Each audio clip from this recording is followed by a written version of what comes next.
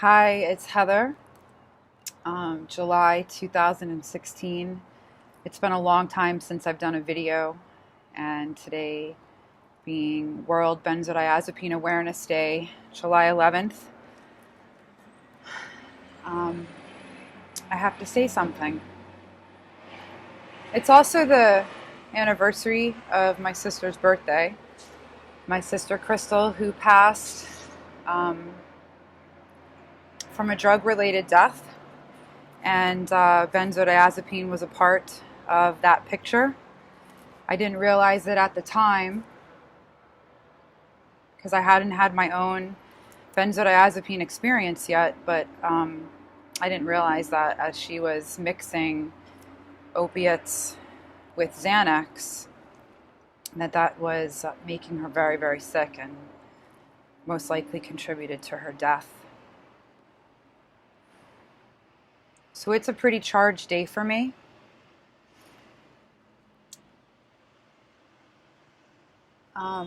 Yesterday, start off on a positive note. Yesterday I made it to the beach, which was just really miraculous and beautiful, to be floating in the ocean, to be well enough to be in the ocean. Last summer I couldn't even have imagined being on the beach. I couldn't even go down to the pool in my building. I was completely crippled in acute benzodiazepine withdrawal, and I know that people who haven't experienced this can't understand what that means. Only people who've been through this can understand. But you are skinless. You are so raw. Your central nervous system is so incredibly fragile and destabilized, and the whole world hurts. Living itself hurts, and the sun is unbearable, and noises and traveling. Um, even as I kind of bobbed and treaded water and scaled the waves in the ocean yesterday, with each wave that came, I had anxiety. Anticipating each wave, assessing it. Do I dive through it? Do I just rise up and down with it? Before each wave was upon me, I felt it in my gut. And most people would say, well, that's normal when you're in the ocean, but it had that extra layer of benzodiazepine withdrawal.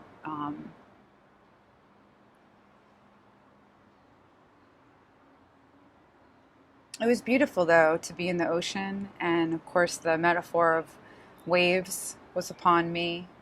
In the benzodiazepine community, we refer to these long periods of terrible symptoms as waves, and when they alleviate and we get kind of a glimpse of normalcy, physically, psychologically, emotionally, we call those windows. Um,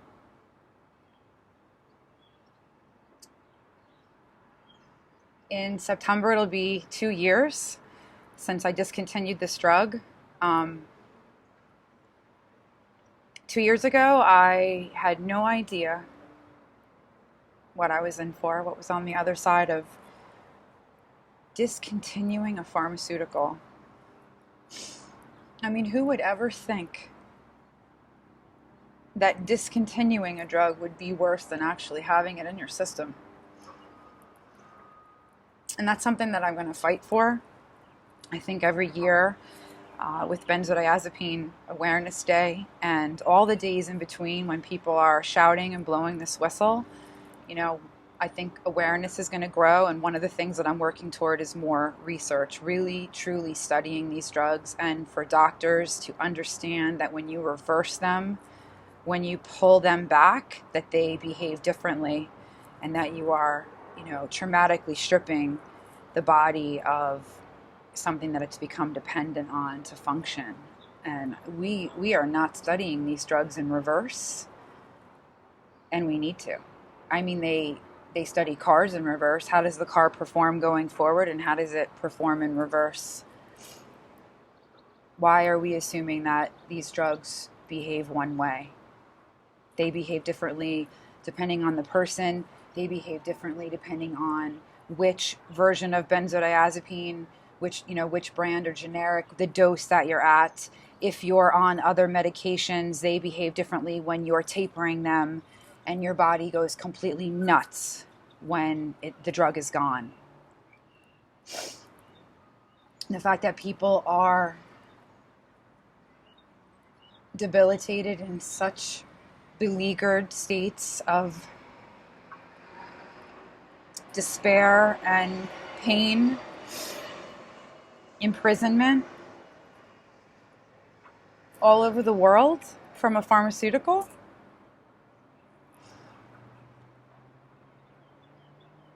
It's not okay.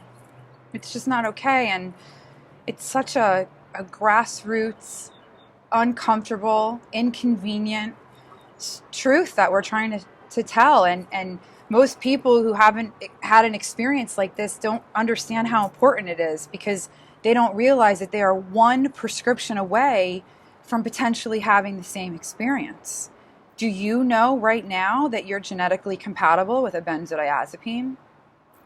Do you know how your GABA and your glutamate neurochemistry is operating in your body? Because some people have genetic polymorphisms that affect how GABA and glutamate are manufactured and processed in the body. And you add a GABAergic drug like a benzodiazepine or a barbiturate, which is the crap that I'm on right now, tapering right now. And you could have a recipe for absolute disaster if your chemistry isn't compatible with the drug. Why are we prescribing drugs in a one-size-fits-all way? Where did we think that chemistry was so flexible?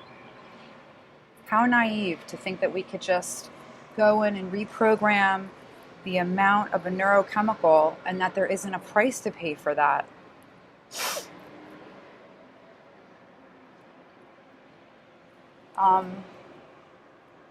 I'm doing a lot better right now, almost 2 years off of benzo, and I attribute that to time. Just the average 18-month healing period has run its course, and also all the incredible hard work that I put in every single day to take care of my body and to detox. And when I say detox, I don't mean the classically understood idea of detox, like somebody who's in a rehab facility. That's not what I'm talking about. I'm talking about ridding my body literally of the poisons of having to take these pharmaceuticals, all their residue, my kidneys, my liver, my adrenals, my stomach, like everything is so taxed from having to take these drugs for so many years. And so my system is so weak, and I'm supporting it daily and trying to counteract the effects of these pharmaceutical poisons.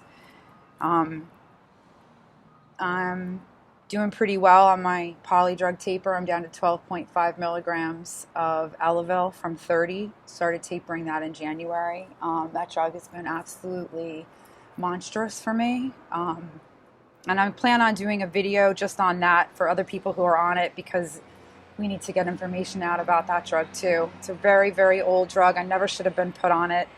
But I'm almost done with that taper, and then I tackle the final one. And again, I'm on all this crap because of benzodiazepine. My life completely disrupted.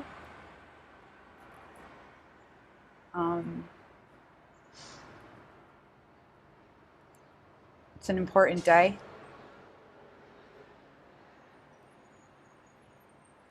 I'm honored that I can be a part of the inaugural launch of this day. I am so grateful for Wayne Douglas and Geraldine Burns and Janice Curl, Jocelyn Henderson, and all the many people who are busting their butts to get this inconvenient truth out. I mean, talk about a story nobody wants to hear. Like how lame and how unbelievable. It's got to be hard for people to believe. We live in a culture where we are raised to trust doctors. I mean, we are, right? They are revered and they have all this schooling and they're intelligent beings. And so we trust them. They take this oath, first do no harm. Makes a lot of sense. None of us are thinking that when we consult and trust and lay down our well-being at the feet of doctors, that they're going to prescribe something that they know little about and that they blindly trust. That could injure us so much. So there are a lot of hardworking people trying to get this story out. And even if you haven't been affected by a benzodiazepine, even if you don't have a loved one who has been, the value, the benefit of getting this story out, of supporting us, is that it's going to prevent other people from suffering. And how do you know that someone that you love isn't going to end up, in the medical meat grinder and get prescribed a drug that's going to do them? And I mean, I'm talking about extraordinary suffering. We're not talking about anything that I ever could have imagined. I know it's nothing you could ever imagine. We're talking about almost supernatural suffering in a way, like almost manufactured suffering. It's a type of human suffering that shouldn't exist. What happens to you psychologically, what happens to you from head to toe in your body, the dysfunction that you're experiencing is unlike anything any natural disease causes. I've had so much disease in my life, truly, decades and decades of complex disease, and I have never experienced symptoms like I did from these drugs. You don't want this to happen to you. Just because I'm sitting here and I look well today doesn't mean that I haven't been through extraordinary suffering in a way that it's miraculous that I'm still here. I've been in hell. I've visited hell. It's a Dante's Inferno, and it shouldn't exist. So for everybody that has supported me, whether you understand what I'm screeching about on Facebook or on the phone, to all my friends who've supported me, to everyone who hasn't given up on me, to people who've believed me. So many people have physically come to support me during this journey, donated financially, people sending gifts, supplements and all sorts of health supplies. Truly, thank you from the bottom of my heart. You have kept me alive. The journey is not over. I still have 12.5 milligrams to go of this crap, and then 30 milligrams, actually more, of phenobarbital. And I can't believe that I have another year. I can't believe it. I've been tapering since February of 2012, and I'm really strong and organized and regimented. And I have a high threshold for suffering. I am tapering as fast as I possibly can. And I've lost so much. I'm filing for bankruptcy because I have not been able to stay on top of all the medical bills. I'm risking losing my disability right now. And I've lost my marriage and friendships and family relationships that can't be maintained. Not to mention the trauma, just what you lose. Your own dignity and your trust of the world. The world is such a scary place now. But I know that benzodiazepines and these other pharmaceuticals, especially these psych drugs, they are not from God. That I am sure of. That is something that I learned. God didn't create this. But God will get you through. I do believe that. I do believe that God's design is more beautiful and more resilient than man's. And benzo is from man. It's an unnatural substance. It's a chemical born in a laboratory that is not compatible with our natural bodies. It's changing things that shouldn't be changed, and doctors think it's safe. Some people can take it and be fine, and other people can take it and be destroyed by it. And I just think that the risk, cost benefit ratio, risk benefit ratio, it's not. I'm right. If a doctor said to you, you could take this and feel like $1,000,000 and be fine and you could stop anytime, or if your chemistry is incompatible, you could suffer like tremendously for years when you try to discontinue the drug, and it could bankrupt you and destroy your relationships. And what would you do? Would you take it? I'd like the opportunity to decide. That's called informed consent. And that's what we're fighting for. We're fighting for that information, for more information about GABAergic drugs and how GABA affects the body. We're fighting for that information to be disclosed and explained at the point of prescribing. But for that to happen, the doctors have to first understand it and believe it, which means that our stories have to get out, and there has to be a feedback loop. The patients providing experience and information to the doctors, and the doctors believing it, the doctors respecting it and hearing it and saying, wow, I didn't know this drug could do this, instead of gaslighting the patient and instantly disbelieving them and saying, no, that's not possible, this drug is safe. Because the pharmaceutical reps told you, or because you've never heard of somebody. Like, are you open to anything new? Because there are thousands and thousands of us out here who are suffering. Please hear our stories. Please believe us. It's been a long time coming. So thank you for all the support that I've received, and thank you for watching this video. I hope to get back into the ocean more times this summer, God willing.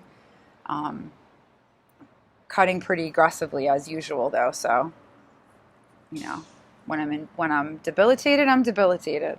When I'm functional, I'm functional. But I am more functional lately, so I want to celebrate all that incredible healing. My next venture is going to be all of my healing tips and tools and my whole arsenal.